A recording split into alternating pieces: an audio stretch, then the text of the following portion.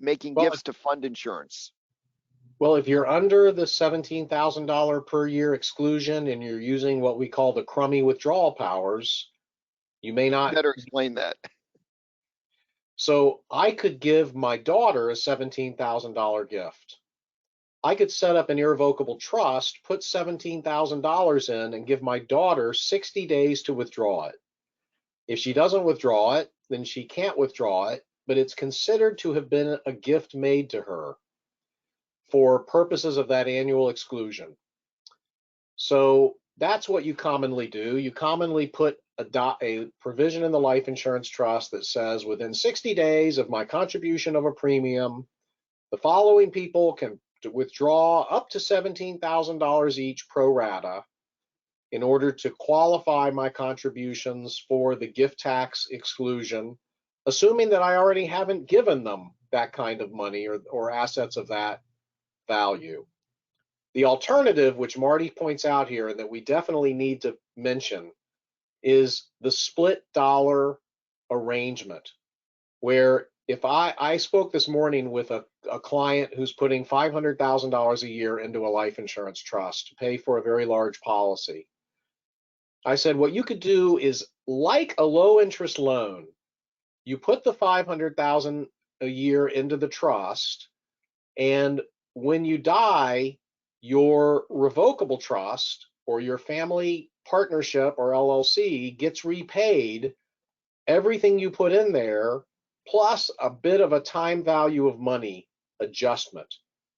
And that way you don't have to report it as a gift on the gift tax return. You're not using part of your exclusion, and it just comes back into your estate later, but you come ahead with a time value of money. And for those of you who have these split dollar arrangements, if you've set them up in the last few years, they're probably under what they call the loan regime of the split dollar rules, which means every time you make a payment, you're making a loan, and that loan is normally at the long-term applicable federal rate. That rate is now about 4%, not 2% or 1% anymore. So you may want to switch your split dollar plan. If your client is under age 60, switch it to the equity regime, no longer the loan regime. I'm not going to get into what that means because we could stay another hour, but if you have a split dollar arrangement and you're still making premium payments, you want to look at it. And I'm also going to mention that under the Cahill case, if you have a split dollar agreement that specifically says that it can be amended by the insured and the trustee, you need to get that provision out of that split dollar agreement more than 3 years before your client dies. Marty, I know I took way too much time there. I hope I'm still your friend. It's fine. But the bottom line take-home point is there's complications and twists and turns, not on a lot of islets. A lot of them are pretty plain vanilla, but you got to know what you have and you got to make sure it's being tended to. And I just find that clients and advisors just seem to assume, well, everybody's got an insurance. They're so simple. Some of them are, but they still need, some ongoing administration.